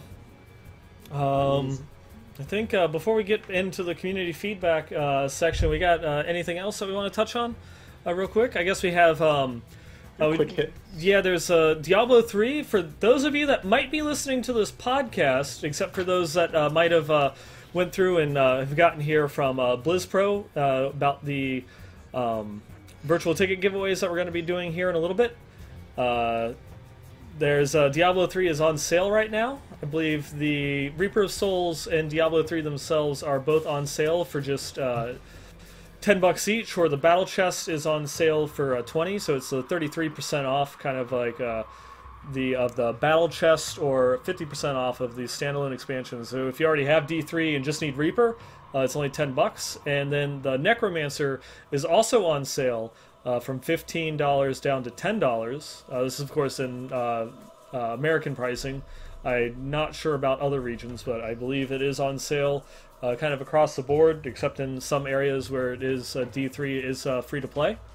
And this will last through November 1st. So if you want to go through, grab it. You can go through, pick it up, or with the new Battle.net launcher update that just happened the other day, you can actually gift the game. So you can even just go through, grab the game, and send it over to a friend if it's someone that has been on the fence about going and trying it, or maybe getting and convincing them to go through and give it a shot. Well, there you go. You got plenty of opportunity to now. Yes, indeed. Mm-hmm. They said it would never happen. And now it's on sale. Mm-hmm. And I think we've got 2 more days. You have 2 more days to get the Diablo Loot Crate. Loot Crate's gaming crate this month is themed around demons, or was it demons or hell? I don't remember which one it was, but it's got some stuff from Doom, and of course one of the marquee items in there is of course a Diablo 3 exclusive item. And you can save 15% off your purchase if you use the coupon code Diablo, and you have until October 27th in order to go through and get that pre-order in. Because we're all just dying to know, what's in the box? It's in the box! What's in the box? It's my dick in the box. Whoa! There we go. I like it. We came full circle. Hey. Mm-hmm. Ah. What a dick. Well, and with that, before we go into the community section, do you have anything else, good sir? That's Sirs? Oh, that's it for now. Okay. Well, we go through and get into the community feedback section here. Let me pull up. I'll go ahead and take the first email. Sounds good. We're actually caught up. It's amazing. I know, right?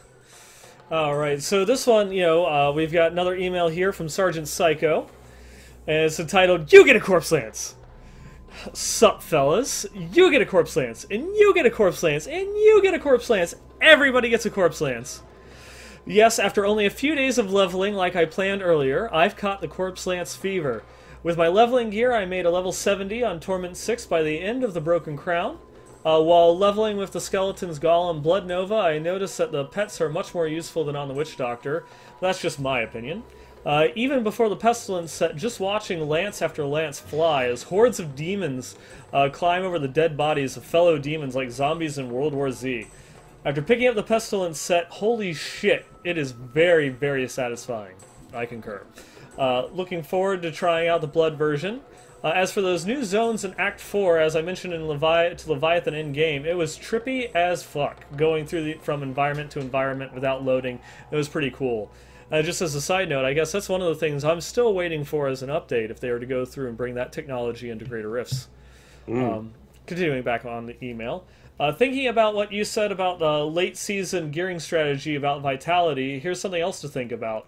We all know how rare it is that when we come to that 99.99% perfect piece of gear.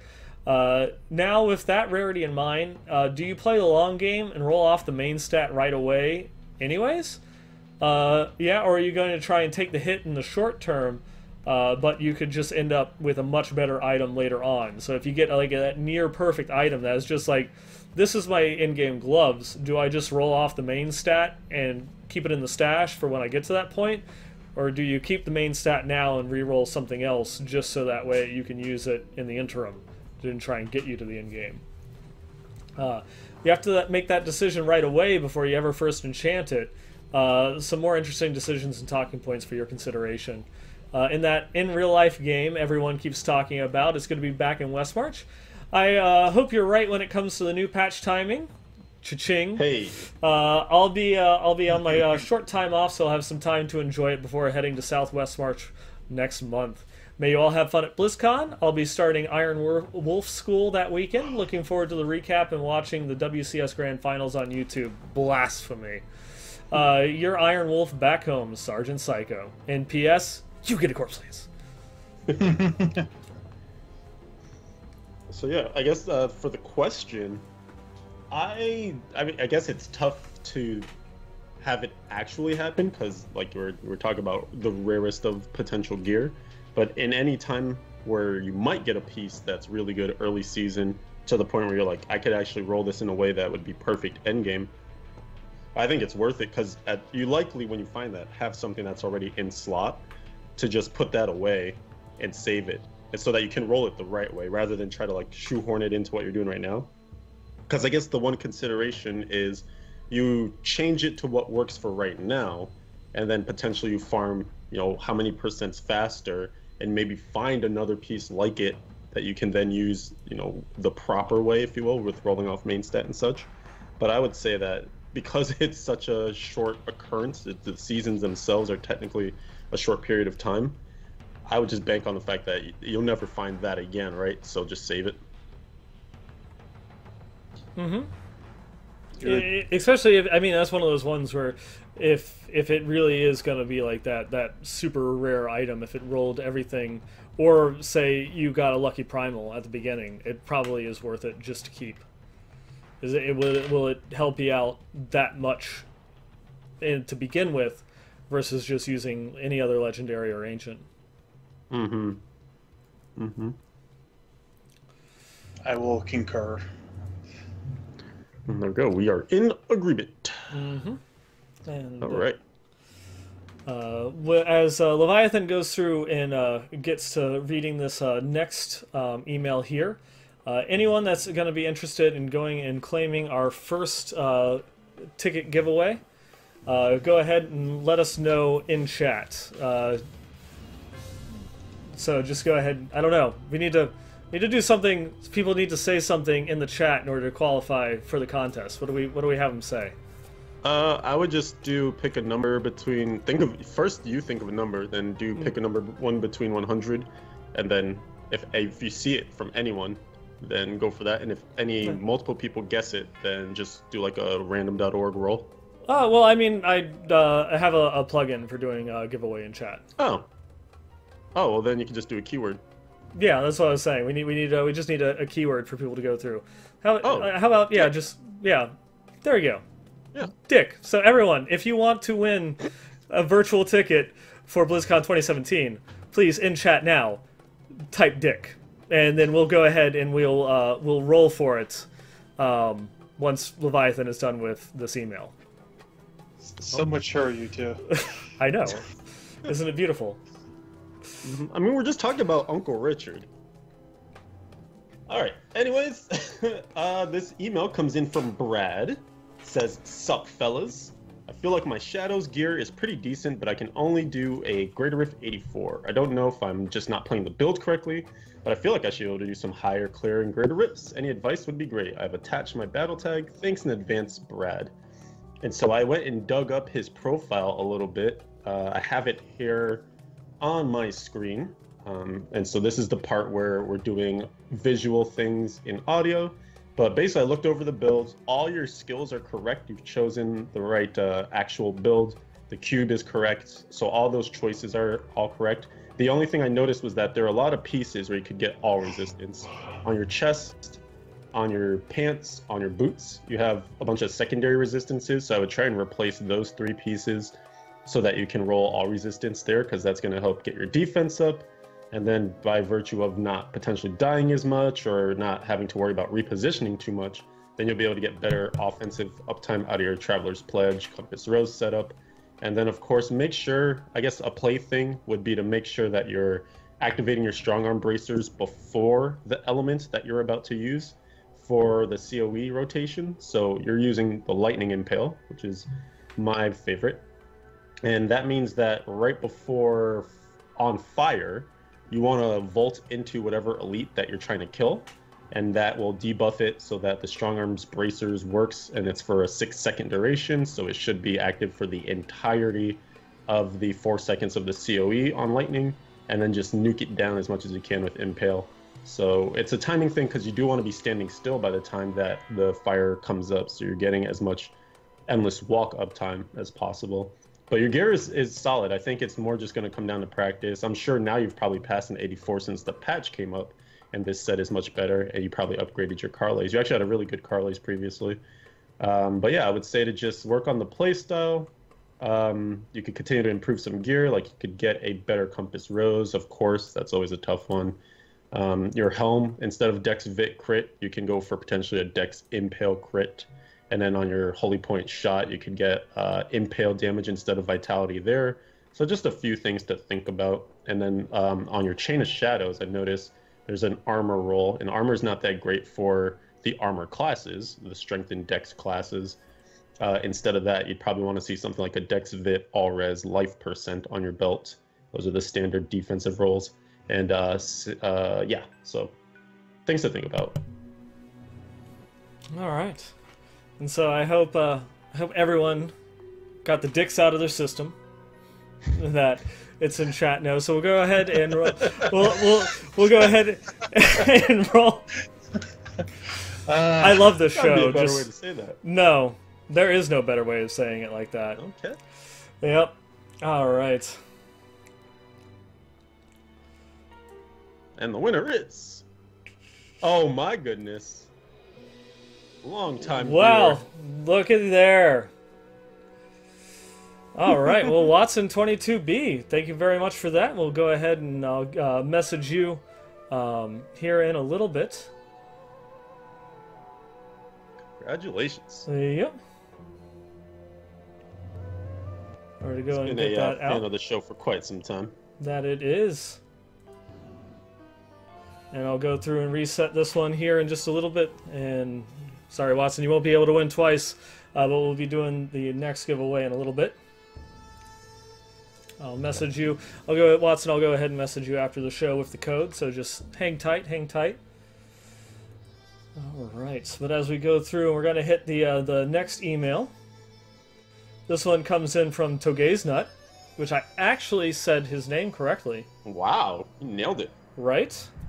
This one is actually going and replying back to a build or a email that we had earlier in the last episode, talking about a build without attacking, and he actually had some ideas that we didn't think of. So sup, fellas? Last week you had an email from a listener that was trying to make a build where the Nephilim was so powerful that demons would just die all around them without attacking. I played exactly such a build for the majority of Season 11 on my Necromancer. I was able to clear as high as a Greater Rift 87 on Hardcore, and the build revolves around the Inaria's 6-piece set bonus and using your bone armor to passively destroy everything. I'm not so sure if this perfectly meets the reader's fantasy, since you technically are hitting enemies with the 6-piece set bonuses Bone Tornado to proc things like Pain Enhancer, Toxin, but you're also going to be just passively draining enemies with the Bullcathos Wedding Ring. Thank you, Viper, for that Primal one. I'm still using it. I've included a link at the end of this email to show the build in action. I hope this is what he or she is looking for and makes their fantasy a playable reality. Togeznut. And so there you go. Unfortunately, I was having some problems with getting websites to load within OBS here tonight, so I can't go and show off the build. We'll probably include a link to that over in the video description. But yeah, so it's definitely some things. I guess the Inarius is like perfect because it does actually, you're not really actively attacking. When you hit the bone armor button, you do, kind of do that. But otherwise, you stand there and let everything just kind of get smacked by you. Yeah, we didn't even think about that one. Yeah, and then of course that will go through and proc the Toxin, Pain Enhancer, and other such things to get some more damage rolling out, in addition to your Thorns. And then Bullcathos, I had completely forgotten, which just sits there and passively procs damage to everything around you, which is exactly what it is that they were wanting. Yeah. that's pretty cool. Where one viewer inspired. Well, I guess maybe Togeism already had the idea, but then was able to come around and share, the same sort of thing that they were already trying. Yeah. Pretty darn cool. Mm-hmm. Yeah. Just passively doing 85 greater riffs. All right. As we go into our next email here, I believe, Leviathan, you'll be taking this one as well. Yes, sir. All right. And for this next one, well, we already did the dick joke, so I guess we actually have to do something somewhat halfway decent. We don't want to push this R to an NC-17. So for this this next giveaway we're going to go through and do, so in the chat, go ahead and hit us up with just BlizzCon, and that will be your keyword for the entry into this next contest while Leviathan goes and reads the next email here. All right, so getting this email. This is from D3 Archaea, who is another correspondent that wrote to us in the last show. And he was the one, or he or she, or actually it is a he, it's Rob. He was the one that wrote in talking about consoles last time and was telling us sort of what the rundown is over on PlayStation side of things, how many players that they saw come in with the season and how active it's been. But then, of course, how Destiny 2, which oddly enough just came out yesterday for PC, but that was part of his email because it did come out on console earlier, how that sort of dug into the season of the console side and took players away. But in any case, he writes in and says, "Hey guys, thanks for reading my previous email on the show. I don't have a ton to say right now because I'm really hoping the patch will come out tomorrow, and I guess we'll know by the time you do the next episode. Ka-ching! I'm not thinking much about anything else in Diablo right now. What I did want to write about was backing up my numbers from last time. I was basing them on the in-game leaderboards, in particular the seasonal achievements.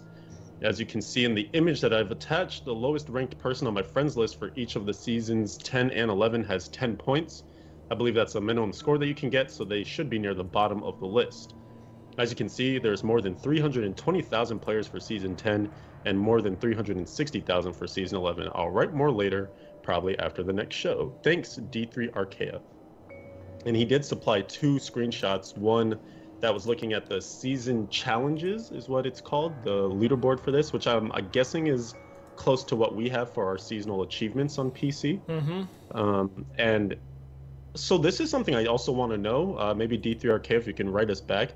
Do the leaderboards not go to only 1,000? Because as you can, well, you guys can't see, but as I can see in this image, it actually shows 364,266 results, which is just insane. So I guess it just goes as deep as someone puts a mark on there. So if 1 million on here, it would display 1 million results. And if 10 people did, then I guess it would only display 10 results. So that's kind of interesting. I guess that really is a way to gauge just how many people, assuming they do something to get a score, would then be active in the season. I guess that could technically count as activity because you probably have to do something with your character to get a score. Yeah, and so that would just be like active players that somehow did something, I guess. We got to level 10 or equipped something, or I don't even know. Yeah, whatever, like the minimum requirement. Yeah, whatever the minimum requirement in order to get loaded in there for it is. And so you can kind of go through and see that, or it has the rank. It's pretty fascinating. Yeah. And although it... Sorry, go ahead. I was just about to say, because you can see how it kind of ranks them based on date. And so that was, the end of September. And so there was a little bit more time to actually go through and get in there. Right. Yeah, so there could have been actually more players, previous to that. And I like how, like, that other rank, the 335,000, is I am Leviathan, or I'm Leviathan. I saw that too. I was like, am I getting trolled? That's not me, guys, by the way. I would have had way more score points. Oh, totes. Right. Yeah. I saw that when the image came in. I was like, what the hell is this? You're not Leviathan. You're not real bad. You're not Leviathan. I'm Leviathan. I'm Leviathan. No, he's Leviathan. But I'm Leviathan. I'm Leviathan. Are you Leviathan? I'm Leviathan. We'll put a question mark in the patch notes. In any case, though. The one thing I was going to say was, I wonder if the console leaderboards are not limited in the same way that... Because, one of the things for PC is that there's all this server space and stuff, so they have to be mindful of how much data is being chewed up, and that's why our challenge rifts don't get saved for a very long time, the results on those and such. So I wonder if, because PlayStation 4 and Xbox One operate differently, if they can just display a ton of results because it doesn't, they don't have the same constraints, perhaps? Maybe. Yeah, I want more info on that. Anyone out there in console land? Yeah. Right in. I forgot to unmute my mic there, but yeah, I want to say that it probably is because I think I remember that the leaderboards, they cap it at 1,000 just because of database resources. And for the console version, that would be, I guess, more back on the PlayStation or Xbox networks and less of a concern for Blizzard. Mm. Yeah, that's exactly what I say, but probably because the PlayStation Network or an Xbox Live are probably much bigger behemoths compared to just Battle.net in comparison to like amount of players and amount of hits that it gets. They could probably hold on to that data much, the quantity and for length of time, probably much easier than Blizzard wants to do it by itself. Indeed. But yeah, with that, we are down to our last giveaway here. For our last giveaway for tonight, we will still have one more virtual ticket to give away after this, but you'll have to go through and check out our Twitter account, which is at the WM Workshop, in order to go through and find out how you can get your hands on our last virtual ticket that we have to go through and give away. But for right now, we're going to go ahead and roll this. So I will talk a little bit longer. If you want one last chance of going through and getting entered, please type BlizzCon into the chat right now. I will give you guys a little bit of time to go through and catch up because of the stream delay itself. But yeah, one last little chance in order to just type in BlizzCon there and to get your entry in. I'm just going to continue to sit here and say BlizzCon and stretch for time. I see some people going through and typing BlizzCon in there, so okay, we've caught up. Alright. Well, Leviathan, just so you know, it's disabled for mods, so you can type BlizzCon all you want, you won't be entered. Damn it! There you go. You were thwarted. Yep. Alright. So, here we go. Our last virtual ticket that we'll be giving away for tonight, and it is going to go to... Oh! Wraith! Am I saying that right? Hey. We got a Wraith. All I can't right. believe you pronounced that correctly. I'm surprised too. I just expected to get it wrong. Oh man, that's awesome. Wraith is one of the mods in Urban Neurosis's chat, who's another one of our community streamers. So it's pretty awesome. Look at that, sharing the love. There we go. All right. So, Wraith, Watson, I'll be messaging both of you after the show, so sit tight just a little bit longer, and we'll go through and get you your keys. And then again, for all those that went through and are here and want to get yourself your own virtual ticket, we'll be doing a giveaway on Twitter. We'll have the full rules and everything like that on the Twitter account. That'll probably be starting tomorrow because... we literally just got these keys in the middle of the episode. We have no idea what we're doing. So, there you go. I mean, yeah. As we were talking earlier in the episode, this is amateur hour, everybody. This show is on the fly. You think that we have show notes. You think that we're prepared. But as Illidan said, you know, my co-hosts aren't even prepared to finish the quote. That's great. I was actually trying to think of another quote of Illidan's besides that, but I was not prepared. Couldn't even troll properly. What an amateur. I know. That's the theme. I was wondering if you actually knew it, Leviathan. Could have said anything, and he just would have been like, "Oh, okay." I guess Illidan did say that. Guess he did. Guess he did. Hold it again. Yeah. All right. Let's get in. One last segment here for the community feedback section. After we're done with the emails, we've got our items of the week. Items Of the week. There we go. Wow, the synergy's great, guys. Yep. You know, it's having the three people. I feel like we're lagging in real life. You're not? There it is. But yeah, so our first item of the week here we've got from 42. This Primal Haunt of Voxo. This bad boy clocking in at 1000 dexterity, 100% critical hit damage, 10% critical hit chance, 11,000 life after each kill, and of course the legendary property of summons a shadow clone to your aid when you stun an enemy. The effect cannot occur more than once every 30 seconds. And this, of course, has a socket with a level 66 Bano trapped in there. Beautiful. Beautiful little item. Not too shabby for a nice amulet filler. I feel like these tend to roll relatively well. It's one of those amulets I think you get early season and you're very happy to see. Yep. And just continuing on the trend of amateur hour and me being absolutely stretched for time, I got home and sat down at the computer like right before the show started, so I didn't have time to go through and edit this.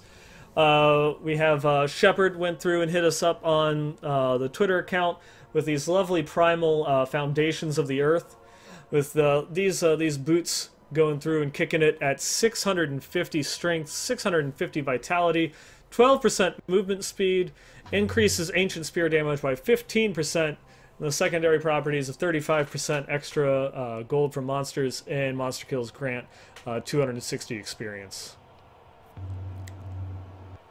Word up. Well, I'm kind of sad too because he wasn't able to get. It looks like he must have rolled with some other skill, so he couldn't get both the Ancient Spear and the All-Res. yeah, I had to go and kind of settle for the movement speed on that one. Yep. But with that, that will bring us to the end of the community feedback. That's all the items that we've got of the week. Cannot wait to go through and see what lovely items you all go and start sending in to us once we get rolling in Season 12. And if you want to go through and send in your own email, your stories, feedback, suggestions, or items, please feel free to go through and email us. It's westmarchworkshop@blizzpro.com. If you want to email us, again, that email address is westmarchworkshop@blizzpro.com.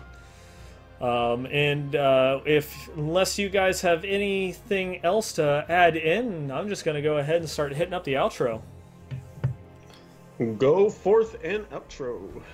Do it. All right, do it now. Get down. Wow. All right, now I have to do the whole outro in that voice. So again, if you want to go and send us an email us at westmarchworkshop@blizzpro.com. We're also on Twitter. It's at the WM Workshop. Go follow us on the Twitter. Tweet at us. And if you want to go and watch our show, we live stream every other Wednesday night at twitch.tv/BlizzPro. It's 9 p.m. Eastern. I said 9. 999. And we're also 6 p.m. Pacific for those of you that aren't living here. If you want to see everything that we talked about and more, it's diablo.blizzpro.com. Go, check it out. We're even in-game. We're the BlizzPro clan. You go through, join us. We still have spots open, but they might not be open when we go into season. So come, do it now. And if you don't want to leave your clan, whatever, I won't care. You can go and see us with the Westmarch Workshop community. We even have a Discord server. Come talk with us. We are discord.gg/BlizzPro. I might even talk with his voice. Oh, and if you want to follow us individually, I'm at 9ballgamer on Twitter and twitch.tv/9ball. And if you want to follow that guy over there, he's Leviathan D3 on the Twitter. And you can check out his streams at twitch.tv/Leviathan111. And Dreadscythe, where can we find you? I can't write. At Dreadscythe on Twitter. Thank you. Okay, there we go. And so that's it. Thank you everybody for joining us. Good night, everybody.